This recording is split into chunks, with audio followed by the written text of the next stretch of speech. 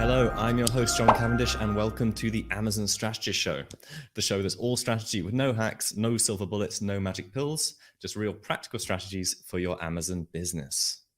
So, our guest today has been selling products to retailers since 2005, so a lot more years in the industry than I have, and is the owner of Retail Empire. He successfully introduced brands to some of the USA's largest retailers, such as Costco and Walmart, among many others. And he's also sold in almost every possible category.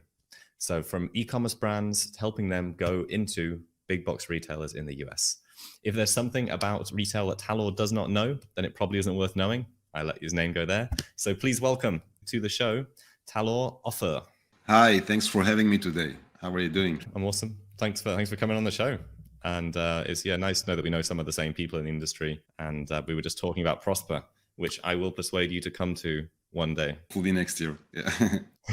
it's awesome. I really, really love it.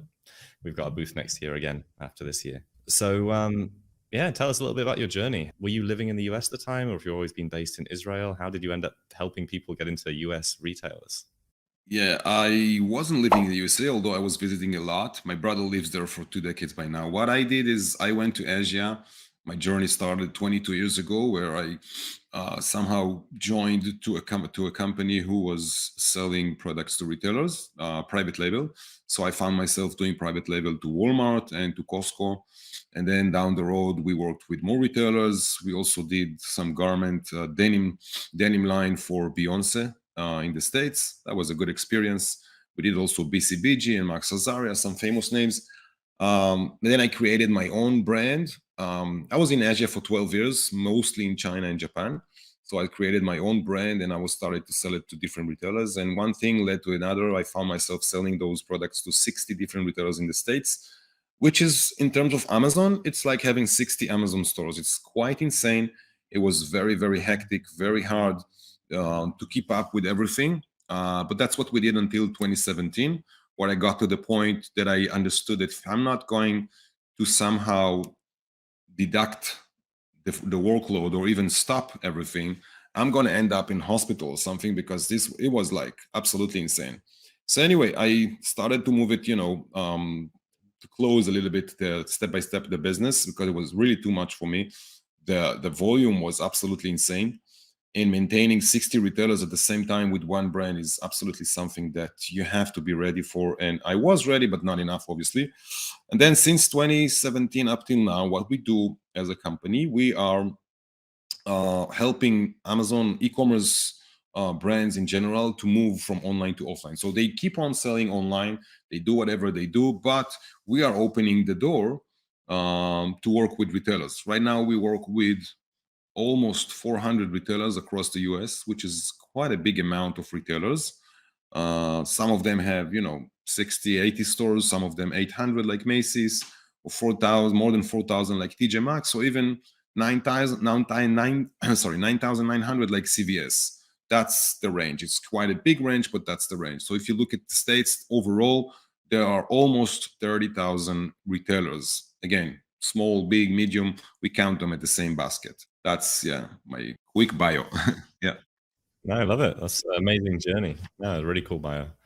So you went from selling to 60 retailers to dealing with 400, but in a different way. So how does that work? I mean, I'm super interested, because I'm sure that most sellers watching, listening to this will have thought about, I'd like to diversify from Amazon. That's the number one thing that sellers say amongst, I want to make more money. How do I diversify from Amazon? So how does the process work with looking to go into retailers? So at the first step, what we do, we are looking at the brand. If a brand wants to work with us, we look at the brand. We're trying to think, is this something that could work in retail? Because apart from the big fact that you have to be retail ready, and I'll explain what is that, there's even before that, you have to look at the brand and think, is this something that the market would be interested in? Now, pausing on that issue, the numbers are very interesting. And I thought that this is, some bug in my area, because I couldn't believe what I was reading, that the whole online in the States, including Amazon, Walmart, all the online, is not more than 15% of the industry. And I thought, this doesn't make sense. And then I heard it from someone on stage in one of the big conferences back here in Israel, in Tel Aviv, which is where I live. And I was like, okay, It is true. I mean, although I read it, in different places. So at the end of the day, what I'm trying to say is that if you have a brand and you're selling products, micro brand, medium brand, it doesn't matter. If you're selling online, it's great, but you're not looking at the biggest market, which is the 85%. Okay. So with that said, what we do, we're looking at the brand and thinking like, is this something that could work? Now, to define if it can work or not, well, first of all, we have a few criteria, although, we're trying to be open, because sometimes those criteria doesn't really fit on each and every brand. For instance, one SKU is something that would be very hard to work with in retail. But at the same time, if you come up with a brand that has one SKU or even two, and one of them has a very interesting patent, then it's a whole different scenario. Then the one SKU would be more than enough, because it's something that the market has a white space for. Now, white space is a term referring to a situation when there's a place on the shelf for a certain retailer or retailers, and nothing is sitting there. So obviously they could cover it, they could, spread other SKUs, but literally there's white space, there's a space that you could fit your product into. So that's one case. But another case would be like amount of SKUs, as I mentioned. If you have a brand, even if it's casual products like gardening or tools or whatever it is, kitchen, health and beauty, HBC area, you could have things that everyone else has, but as long as you have many SKUs, like let's say at least 15, 20 and above, that's a very good point to have. And second, it really depends on how you present your brand. How's your branding look like? How's your website look like? How your catalog looks like? And most of the brands, by the way, that approaching us do not have catalog. So we have a very fast system. And this is where the second stage comes in, fast system to get a catalog for them. So if you look at the brand and we're saying, okay, this is something that looks a good potential for retail, then we move to the second stage, which is getting it retail ready if it's not already. Okay, that means suitable packaging, good catalog, and some comments on the website, which I find myself doing almost on a daily basis, because most of the micro brands that are selling online or mainly on Amazon, their website does not look as good as it should.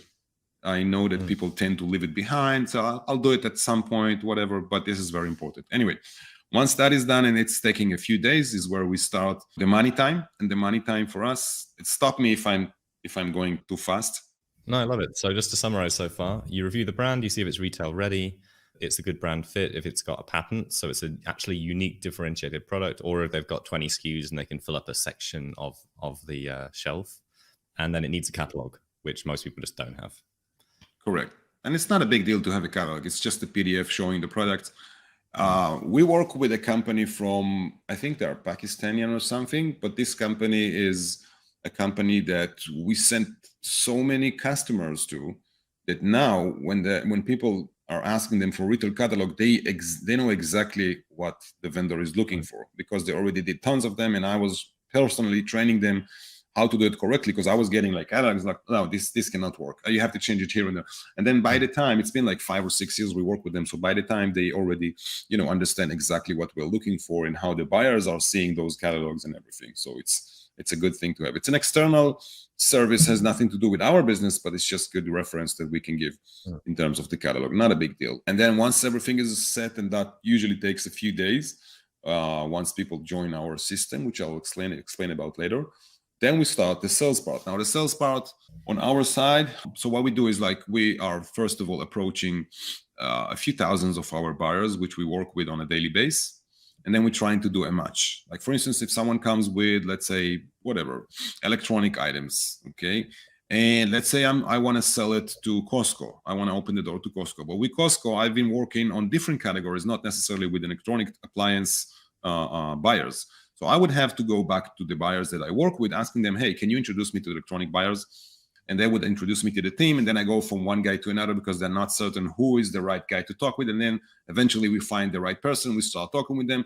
And then we see if there's an interest. And if so, then we go to the sample stage, pricing stage, and order stage. That's in short what happens. But that's only one layer of sales that we do. The second layer is referring to what we call special channels, under the understanding that retail brick and mortar is the major thing that we do, but there's also other channels that we're doing. So the first one would be the online channels of the offline, meaning all the .com, like OfficeDepot.com, Target.com, and so forth, Macy's.com, So this is something that we are doing for the brands more and less for us, because for us it's very hard to track orders when there are online orders. But still, it's a good thing, if you present a brand, let's say to Walmart, and you're saying, hey, we're selling already with Office Depot, they don't necessarily understand if it's OfficeDepot.com or the stores, the in-stores channel, the omni-channel. But hearing those names has, it's like a name dropping. It works in a favor of the brand.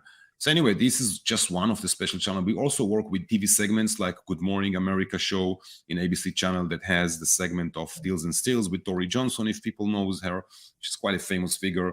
And then we work with media companies like QVC and AGSN. We work with a lot of subscription boxes. It's a whole entire very big industry, the subscription box. I don't want to pause on that because it's going to take hours, but just, if you are listening to this and go to Google, check about subscription boxes in the USA, you will find a whole great industry that your product might fit. And this is like a very good opportunity. Anywho, that's just the second layer. There are more special channels like magazines, local wholesalers, and so forth. But this is, again, it's a special channel. On the last layer, as I've been working with 60 retailers, as I mentioned before, and it grew to almost 400. And we know that there are 30,000 retailers in the USA. So we are under the assumption that we want, not assumption, but like a target that we want to reach out to as many as we can.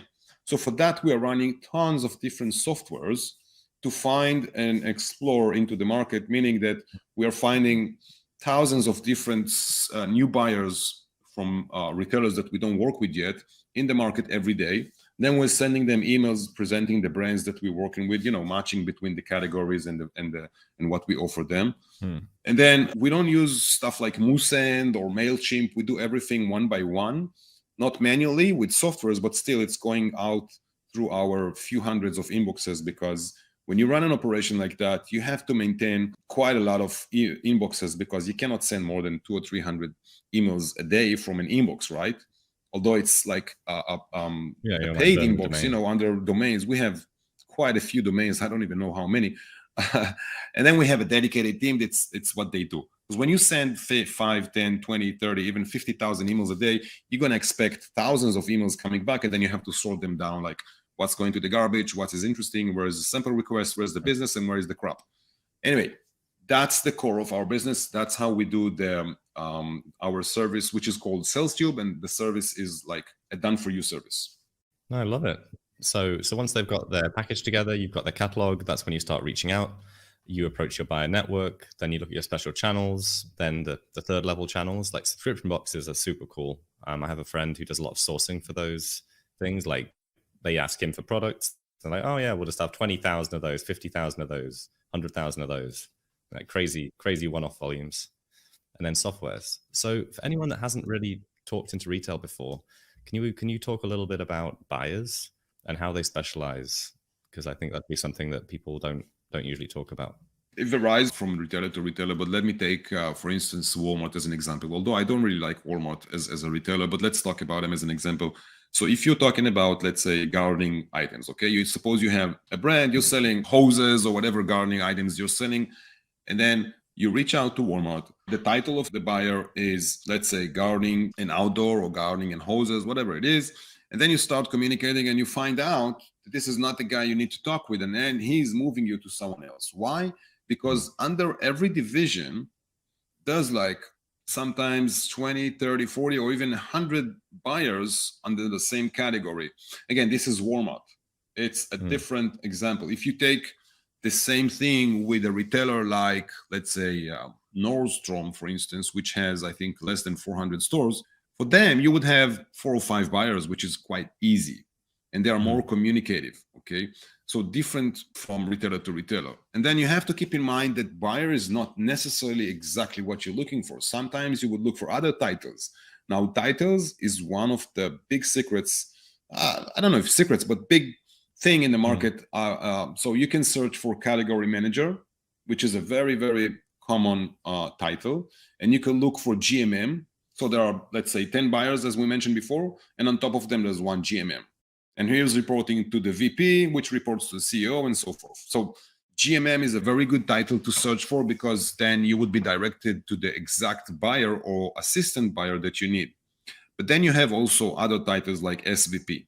Try to look for it on LinkedIn, which is, by the way, LinkedIn is a very good platform to connect with buyers. It's like, when I look at LinkedIn, I don't really tend to use it right now because we're working in different ways. But when I started my road and I had my connections and I thought, okay, I'm working with 60 retailers, but now I need more.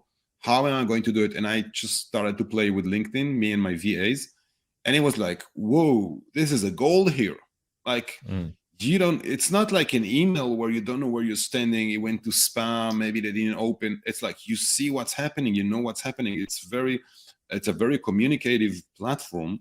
And then what's the title of the person, and if he's from the area you're looking for. So if the guy is from Costco, and you're selling gardening items, gardening tools, and they are, very competitive and good in terms of pricing and branding, then that it's something that could fit. And if you're sending the right message to that person, then you have very high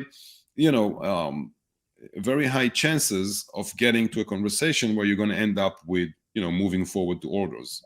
So but for a brand working on LinkedIn and on searching those buyers, it's good. But once you work with more than one brand like we do, then it's a different scale. So our scale is, far beyond that. So we cannot do all those manual work on LinkedIn. But there are tools that sits on LinkedIn, which makes the work for you. But that's a little bit more complicated. Yeah, no, that's really cool. Thanks for diving in. And there's some really good tips there on what titles we should be looking for.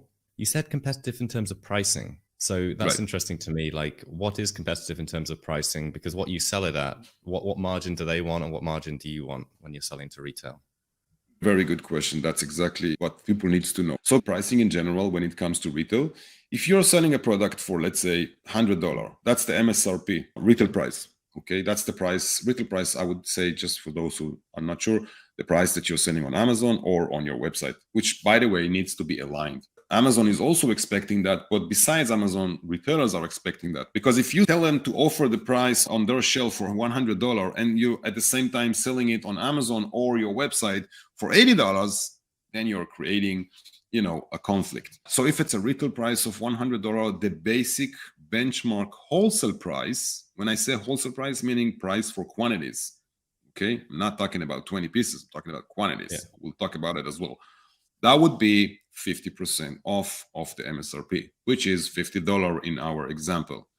And here is where starts the game. So if you look at companies like we mentioned Nordstrom, for instance, they would pay, because their initial markup, IMU, which is a very interesting, good term to know when you go to talk with retailers. So the IMU, the initial markup, is between 35 to 55% with Nordstrom.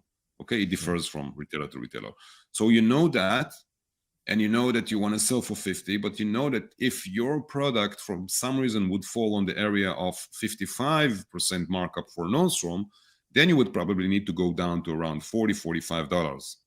Okay, so you would go to that. But then you have to look at your cost. So if your cost, landed cost, you guys call it COG, cost of goods. We call it LDP. It's the same thing. Landed price, cost of goods, the same term. But if your landed cost is half of the wholesale price, meaning $25 in our example of this product, then you're all good. You're all good because you can sell, because the gap between $25 and $40, $45 or $50, which is the area you're going to sell for, the gap is very good. But if you are buying for $35 or $32, then it starts to be a little bit, cozy. The room starts to be small, and then you have to start to play with the numbers.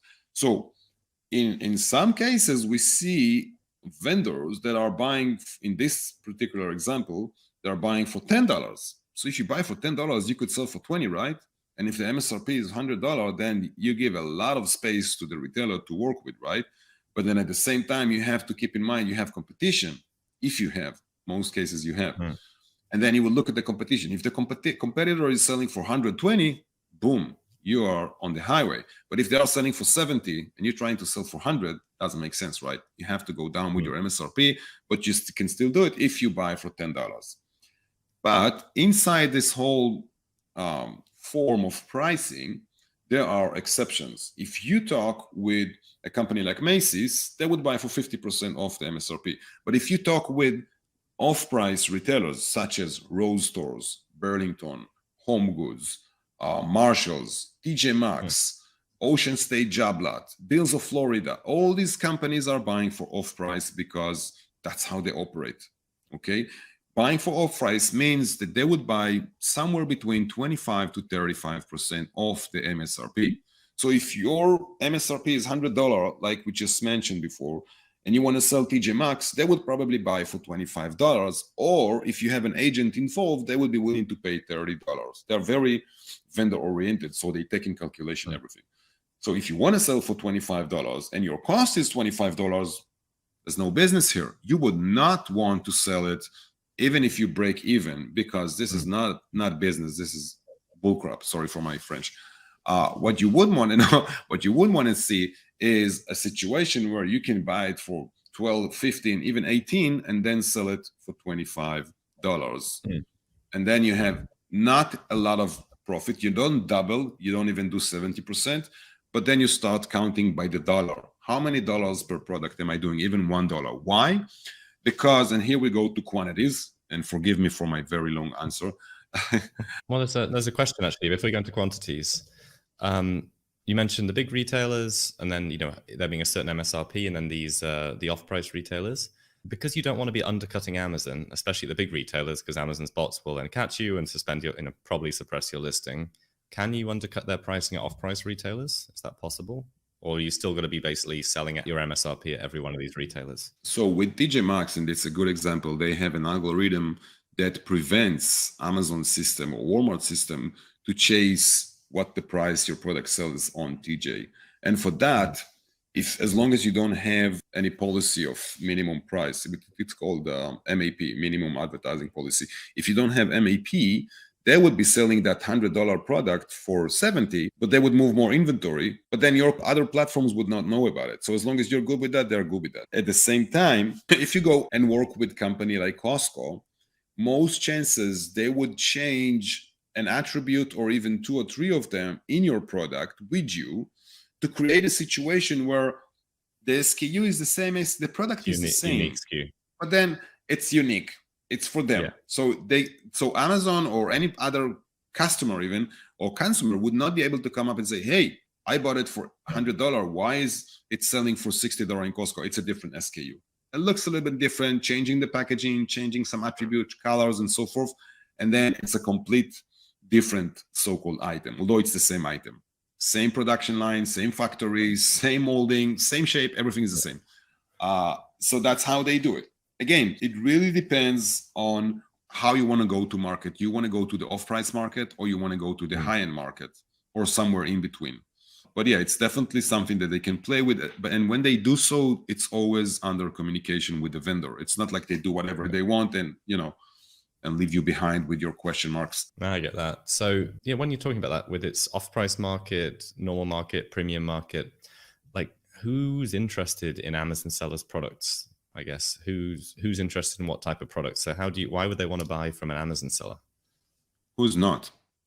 That's the answer. Who's not?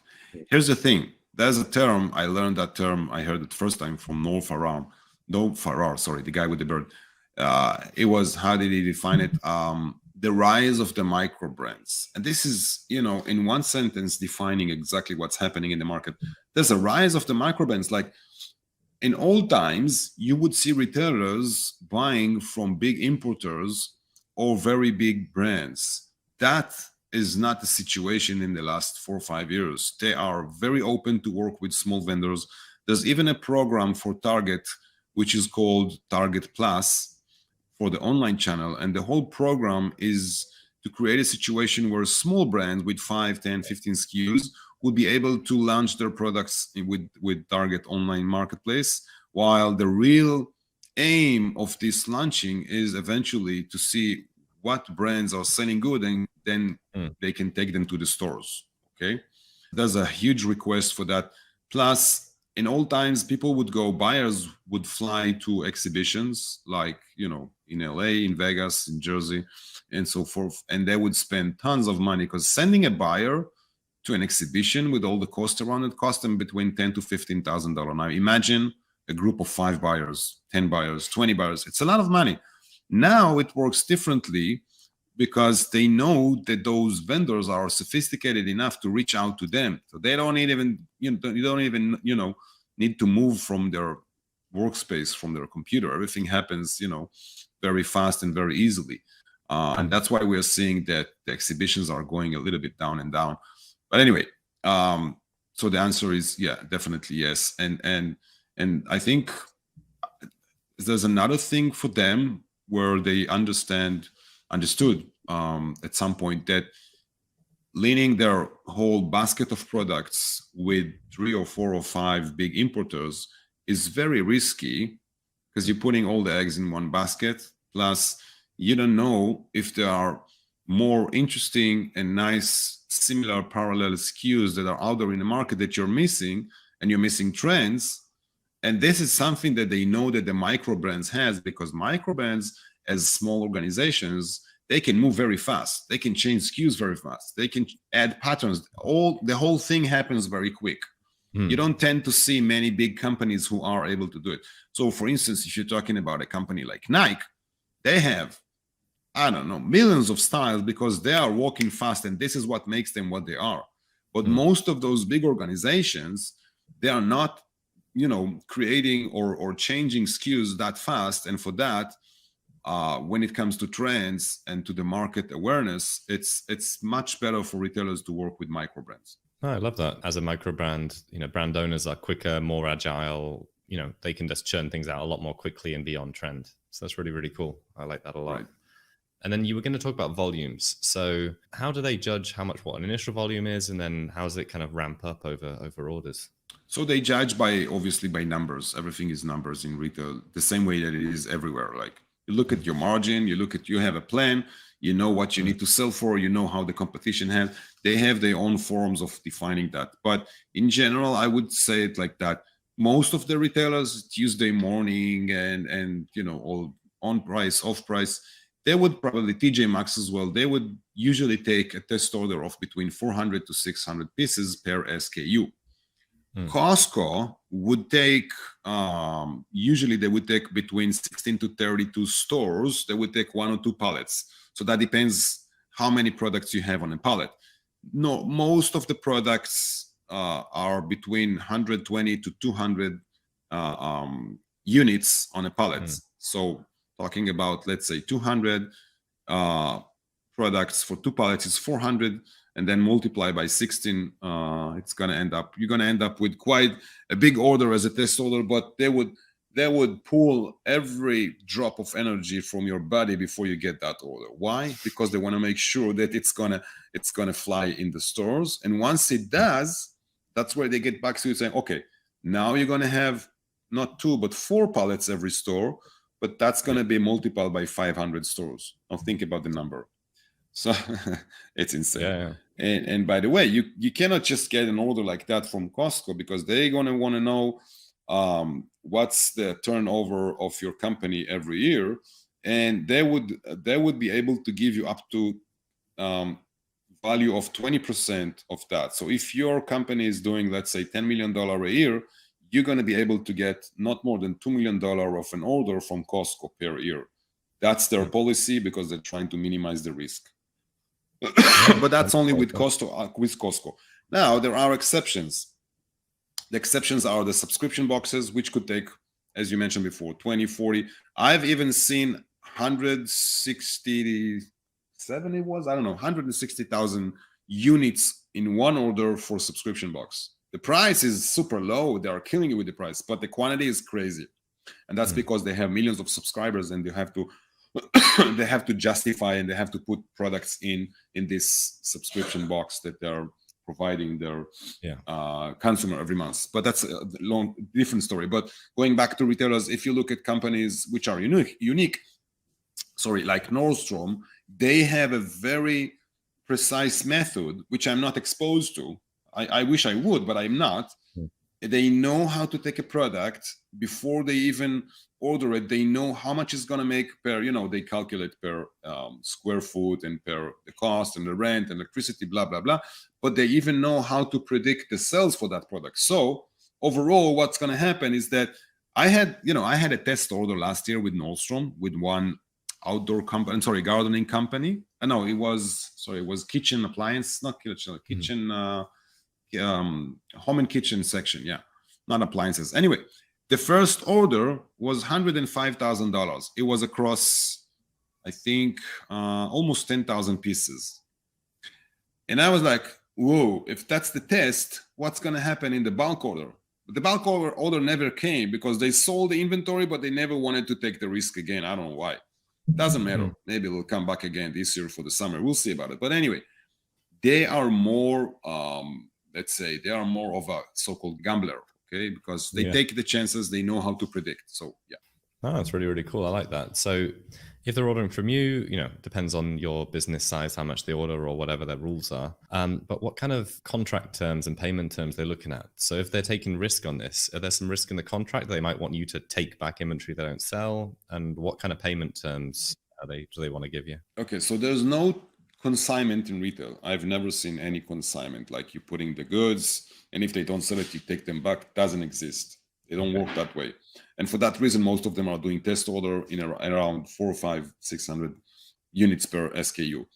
But the payment terms is something that is not easy to deal with because payment terms are never not deposit and not cash. That means that you're going to ship the goods and then wait about 15 to 25 or even 35 days for your money, which is called net plus 15, net plus, there's even net plus 60. It's always negotiable. That's the good part. I've been in a call. That was funny. I have to tell you about it. I was in a call for the first time. When was it? It was this week with iHerb. I guess, iHerb, quite a famous platform. Yeah, I got some orders and stuff from there last week. Yeah, who doesn't? And anyway, there's one supplement brands we work with. So we took them to that call and it was a very good call. I was asking about, vendor manual terms and everything. I was trying to understand on the pricing area, how it works with them. She didn't really give me the answer, but what she did say is that we work net plus 30, 45, and obviously we can take it down to net plus 30. Now, I was stuck with her saying, obviously. Why is it obvious that you can go down to net 30? I mean, I'm saying it in my podcast, but I never heard anyone saying it out loud like this as a buyer. So that was very good to hear that because the way it's obvious for me, it's obvious for them. Long story short, payment terms are negotiable, but it's always net plus something. So you'll have to know that. And then do you actually help them secure funding for these deals ever? Because I guess these can be quite big deals compared to their cash. That's true. We are not a financial, we are not a factor or anything like that, but we can introduce to big factors in the USA, specifically factors that are working towards the retail industry. When you say factor, for those who are not sure what it is, it's a company who finance your order. And such companies, they know that you need to produce in China, ship it, get it receivable in your warehouse, and only then ship it to the retailer within the US. And they take all this process inside their calculations. So when they need to finance your order, they know you need to pay 30% for the order and then 17% to release it in most cases. Most of us do not have any credit from our Chinese or Indian manufacturer. Those who has, brilliant. This is the best thing to have on earth. But in reality, most of us do not have that kind of credit line. So yeah, there are factors that could solve this issue. Yeah, love it. And one more question from me then that I was interested in is kind of on like insurances and things like that, because I know that a lot of e-commerce sellers aren't insured in the way they should be anyway. So what kind of level of insurance do they need to be able to do this? So liability is normally around $1 million liability. I'm not sure how much it costs monthly, but that's the insurance they want, up to 1 million. There are exceptions, like with Academy Sports. Academy Sports is not a big retailer. They have a few hundreds of stores. But even if you sell on academy.com, they expect you, I've seen that last week, they expect you to have liability of $2 million. So that would probably be a few hundreds of dollars for the vendor to pay to have that kind of liability, I guess. I'm not really sure 100% about it. But then that's what normally they expect. And with Academy, it's worth it because the last order I've seen to their retail stores, and that was, I think, last November, it was $1.4 million only for a line of fleece, jackets. Yeah. So they have not too many stores, but they're moving quantities very, very fast. So worth it. I love it. And to be honest, your service is the first service I've heard of that does this full end-to-end, actually supporting people in doing this. That's true. I mean, most of the rep agents, they would open the door for you and they would not do anything that much afterwards because that's not what they do. Plus, most of the rep agents work with somewhere between 5, 10, or maximum 20 retailers, while we work with far more than that. We are also under the assumption that online vendors would not know what the process is with retailers. So you need to work with them hand by hand, which is normal because when a buyer sends an email, most cases the Amazon seller or e-commerce seller would look at it saying, what language is this? What's happening here? Like, what is this? EDI? What's EDI? What are all these terms? They don't even know what is expected to be responded on that. So that's where we step in, and we are guiding the whole thing from reaching out to the buyers, but also up to the point where they're getting purchase orders shipped and collection account receivable point of getting the money. No, that's great. So actually hold the hand through all of it and making sure they get paid as well. Exactly. How do you charge for that? So our model is based on percentage. We work between 7 to 10%, and that a variety of percentage is because it depends on the landed cost. So remember, we spoke about pricing. So if your cost of goods on that $100 retail price case would be 25, and then you're doubling doing 50, cool, we take 10%. But if you are ending up selling to TJ Maxx for $25 while you buying it for $20, then it wouldn't make sense for us to take 10%. And that's where we starting to go down. Apart from that, because of all the efforts and insane expenses we have just to get your foot in the door, we also, the service starts as a subscription. You subscribe to our sales tube. I should say link below, right? There's no link below. I don't know. It will appear. It will appear. Okay, great. So the subscription is $9.99 a month. Honestly saying, it's not really covering the expenses we have for each and every brand, but it's, I would say this is part of our risk to be involved also with assets into this and with money running on all this process, because we take brands that we believe will sell. If they don't sell at some point, which is very quick, we're going to stop them and say, hey, something is not moving properly here. Because our main goal and main financial structure of the company is all these orders coming in. If there's no orders, there's no reason to do all this thing that we're doing. That makes sense. And what's your kind of success percentage? Do you have that data from the people you actually take on and you believe in? Yeah, definitely. So I would say like that. There are, I guess, around 50 brands we work with right now, more or less. There were times we were working with more. There were times we were working with less. But I would say out of these 50, I'm seeing very clearly that probably 5 or 7 of them will not sell. We will have to stop them sooner or later because it doesn't look it goes anywhere. But the rest of them is either selling or on the way to sell. What means on the way? If we start selling a brand and in the first few 3 to 6 weeks, we're seeing that buyers returning to us saying, hey, this is interesting. What's the pricing? Show me samples. Let's go on a Zoom call. So the process is heavy. I've just seen an email this morning. Who was it? One of the retailers. I think it was Dick's Sporting Goods. I'm not sure. But my partner from Canada, which is something to mention, Aaron Harvage. So my partner in Canada responded to them, and they are trying to schedule a call for May 15. Now we are still in March. So the process is heavy. So anyway, going back to your question, if we do see that things are moving within the first 3 to 6 weeks, we are all feeling all good and everything is, as it should be. The fastest one would see actual purchase orders within the first month. The normal ones would see that between 3 or 4 months, and the slower one would see it within the first year. I would say it like that. Forget about our service for a second. If you're trying to do it yourself, which is fine, and I encourage people to do it, if you're doing it for a year and you haven't seen any result, that means that your brand would not work in retail, not at this stage. Okay. A year is a normal time of doing it, but we are trying to do it within 2 or 3 months, at least to get the first few orders.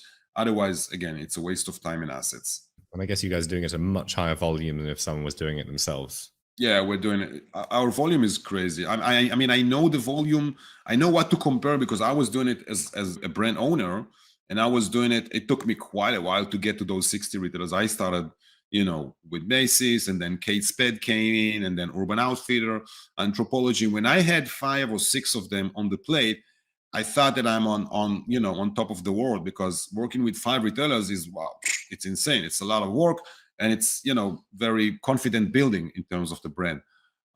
So I know what to compare to, and the scale we're doing it's almost beyond our abilities. That's the truth. Like it's going insane. Yeah. Well, I love it. That's super cool. So, I mean, is there anything else that I should be asking you? Anything I haven't asked? Anything else? I mean, there's tons of information that I could talk about when it comes to retail. I would say I don't know. There's different aspects of the business, but I would say that if you want to sell to retailers, even if you want to do it yourself or with us, it doesn't matter. But just keep in mind that you have to be stubborn and you have to believe your brand. And this belief, as I see it, you might think it's surprising what I'm going to say. This belief and faith in your brand is most cases more important than the actual products. I've seen brands with 5 SKUs going crazy in the market versus 3, 4, 500 SKUs, very unique ones in a niche category. They were not able to get it, not even single order. But the vibe of the vendor was a whole different story. So you have to believe in your brand. And I think the most important part, besides social media and everything, the most important part is to invest time in your branding, meaning how the visibility, how your colors look like on the website. Do you have the right persona of the brand? So for instance, if I'm selling recyclable items and my whole website and packaging and everything is red and yellow, then I'm doing something wrong. It should be gray and green, right? Those are the colors for recyclable areas.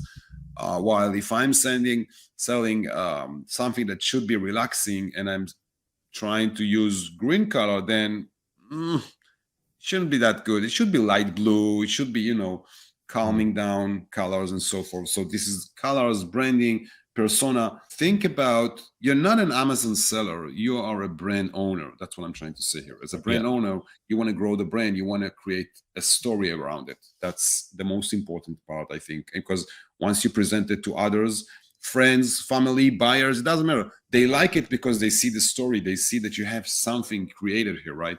So yeah. Yeah, I love it. Thank you for sharing. And what we'll do is we'll share your links as well below this, and also at the end when we'll ask you to share your stuff.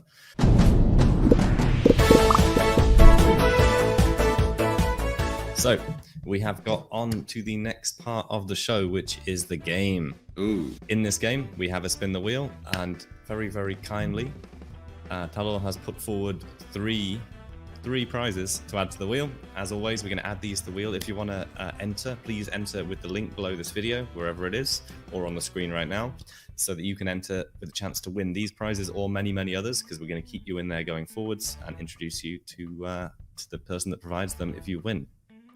Talal has very kindly put forward 1 20-minute consultation to review your brand and advise about options for retail.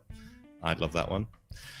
2, for advanced brands, 3 introductions to potential buyers to which are different retailers, and 3 50% off the first month of the service sales tube. So actually helping you get ready and get to market and get your first order within hopefully 3 months. Yeah. Awesome. So let's bring up the wheel. So Talal, you are in control. By that I mean you need to say spin that wheel, and the wheel will spin magically for you. Spin that wheel.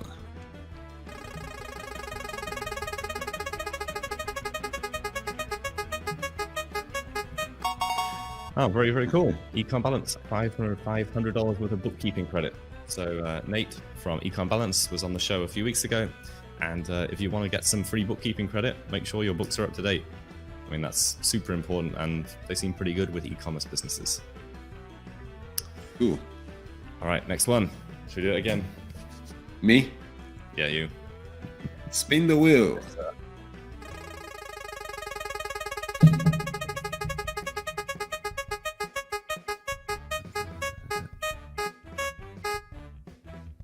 Amazing marketing. So yeah, free listing audit or consultation. So if you want to win that, please enter the competition, and then we're going to remove that one and spin it one more time. Spin the wheel. The Israeli Carol Vorderman. It's an English person on game shows.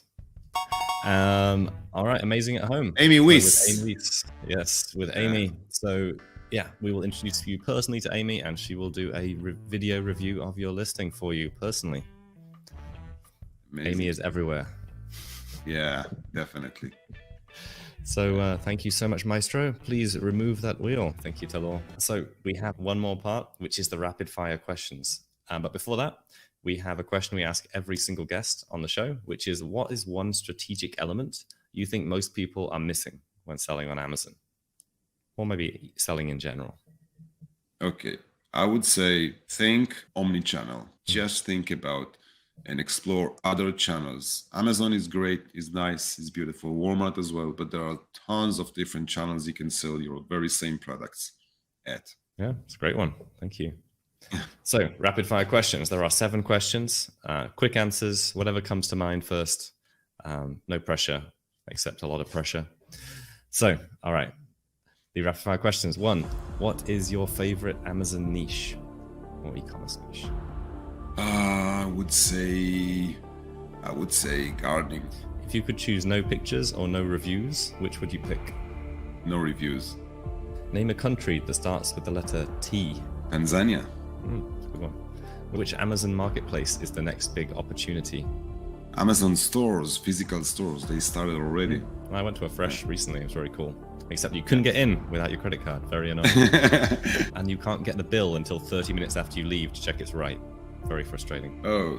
Pineapple on pizza, yes or no? No, big no-no.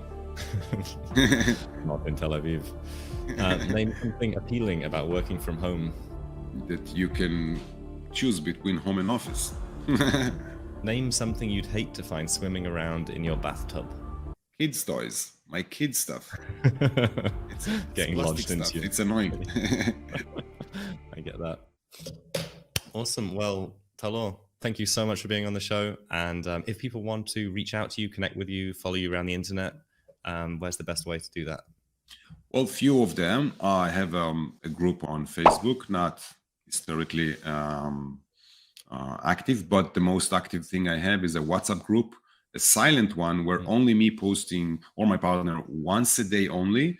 And it's like, topics about retail, very informative topics. And it's also real-time requests from buyers. So if a buyer is asking me for a certain product or niche, I post it on that group. It's a WhatsApp group.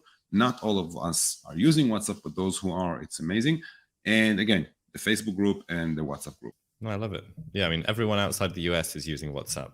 But what I learned while I was in the US last week is not everyone in the US is using WhatsApp. They're still texting.